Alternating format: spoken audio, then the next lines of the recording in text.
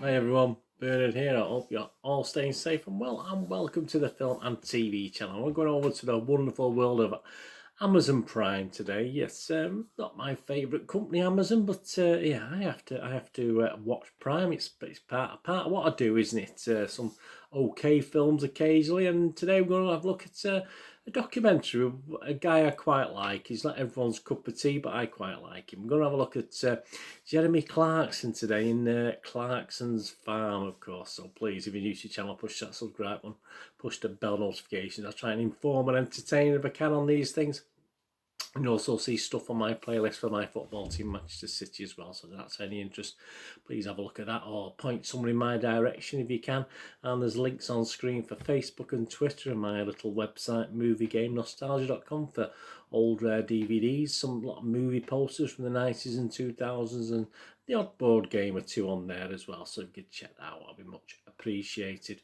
And please, any comments you've got on this Clarkson's farm or anything else you want to chat about on film and TV, just leave us a comment, that'd be great. And if you don't have time to comment today, just give us a thumbs up. It's nice to get views, but it's nice to get thumbs up.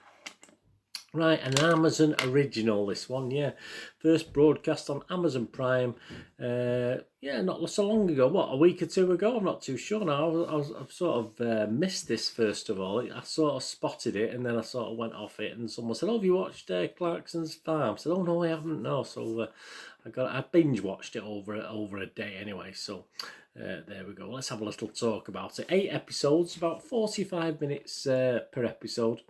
And what's it about? Well, it centres on an intense, backbreaking and frequently hilarious year in the life of Britain's most unlikely farmer. Yeah, Jeremy Clarkson. Join Clarkson and his ragtag band of agricultural associates, ragtag, very professional, most of them, as they contend with the worst farming weather in decades. They did. Disobedient animals, they are. Unresponsive crops, definitely. And an unexpected pandemic. Well, you know, what more can we ask? This most definitely is not the Grand Tour Goes Farming. I do like the Grand Tour as well. This is Jeremy Clarkson as you've never seen him before. Well, yeah, sort of, yeah. A lot of what we know about Jeremy Clarkson doesn't surprise us in this, put it that way.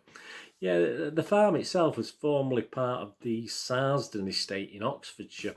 Jeremy Clarkson bought about 1,000 acres, yeah, it's quite a big stretch of land in 2008, including Curdle Hill Farm, it's called. The fields were mostly arable, growing a rotation of barley, rapeseed and wheat. These were farmed on a contract basis by a local villager called Howard, but he retired, so obviously Jeremy had a choice to make, didn't he? He either sort of gets another guy in or he has to go himself. Perhaps Amazon had a bit of a say in that, didn't they? Let's be honest about it. Clarkson decided to try farming the land himself. If Amazon hadn't been around, would he have done? I don't know, I'm not too sure. The farm was renamed Diddley Squat. That's quite a guy of my own art. If I had enough cash, I mean, I've always fancied farming. I don't know why, I've always fancied the lore of that, but yeah, perhaps if I win the lottery one day, you never know. The farm was renamed Diddley Squat by Clarkson to indicate its lack of productivity. Well, he does his best. Yeah, of course, Jeremy Clarkson. You also get some other guys there. You get Gerald Cooper's in this, a specialist in the construction and maintenance of dry stone walls, and very, very broad accent. You can't quite make out what the poor guy's saying half the time.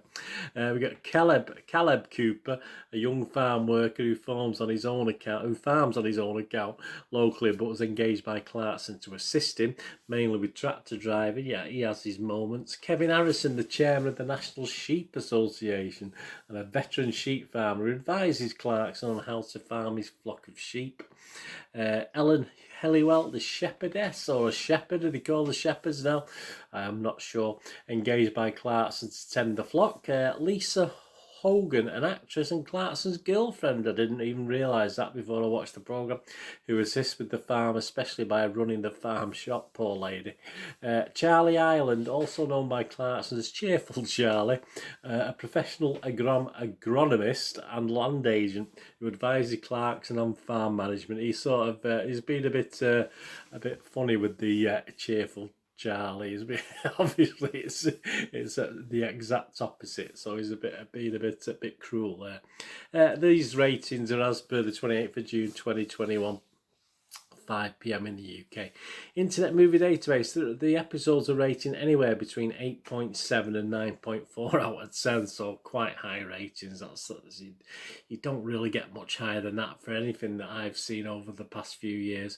And overall, Internet Movie Database, 9.3 out of 10. That's quite impressive, and that was at the time of recording 9,284 reviews, of which 9,149, 98.5% of these reviews scored it 6 or more, which is always a score I'm looking for.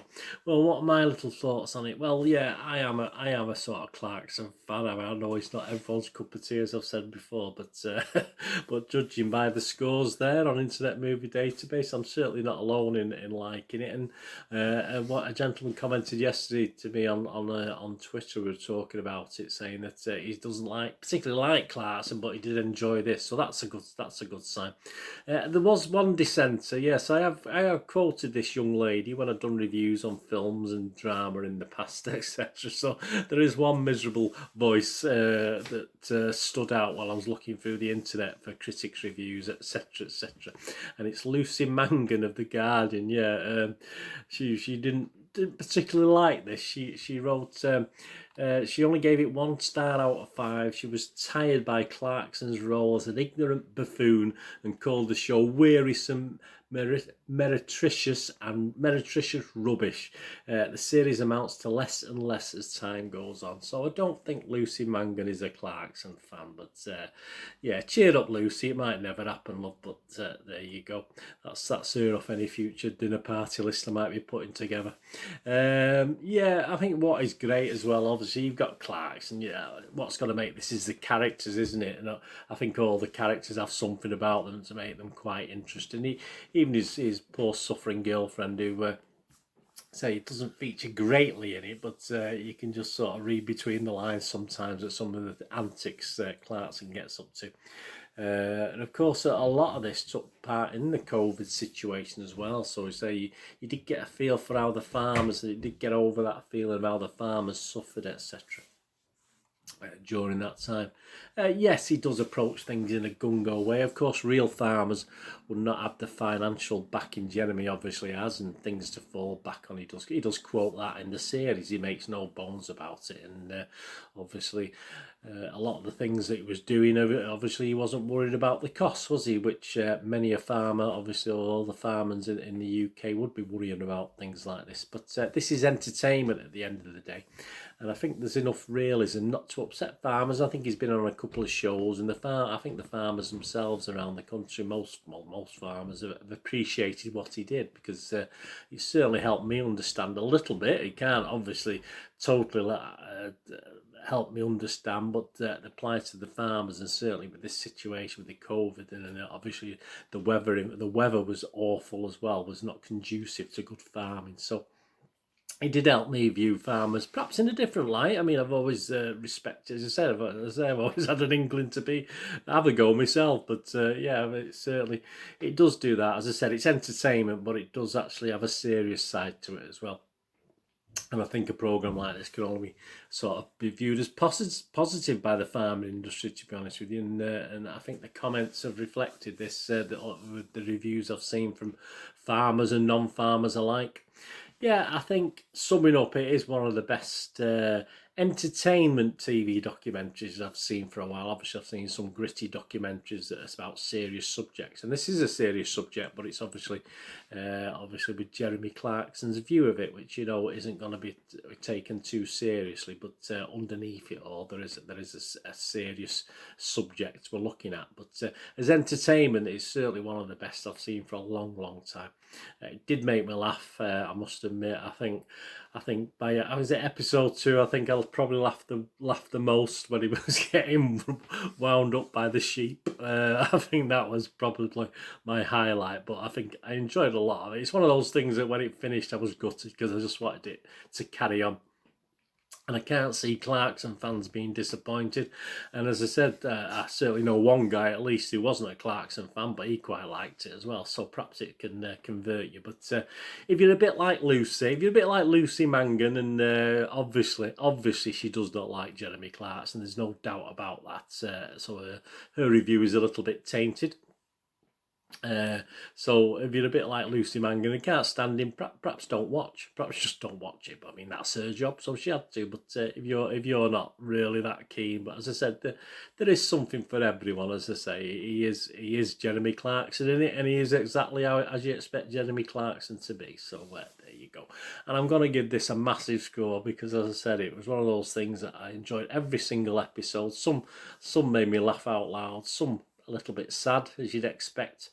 And I say I did learn a lot from it, and you can't always say that on about television programs these days. So I'm going to give it a massive, and I don't think I've give these scores out very lightly. I may have given 1 or 2 over the time I've been doing these vlogs, obviously, but I'm going to give it a massive 9 out of 10. I was quite impressed with their Clarkson's farm. I'm hoping. I'm not sure.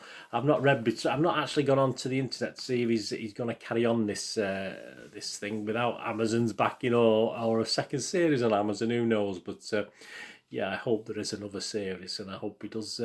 As I say, he's got his Who Wants to Be a Millionaire again, as he's mentioned in the programme and stuff. But apart from that, and his grand tour, is it? That's still going on. But yeah, this was fantastic. I really enjoyed this. I'm not going to give it 10 out of 10 because I don't give anything 10 out of 10. But for me, a 9 out of 10 is probably pretty close. But let me know what you think anyway. If you like him or you don't like him, and let me know what you thought of the programme. I thought he did it. Amazon and Jeremy Clarkson did a very, very good job. Anyway, thanks for watching. What are we going to do the rest of the day? Have a great one. Look after yourselves, look after your friends, look after your families. More importantly, let's all look after each other. So we meet here again on the Film and TV channel, or perhaps have a flit across, have a look at my Citizen channel, my football channel. I only ask one thing of you. Please stay safe, everyone. Thanks for watching. Bye for now.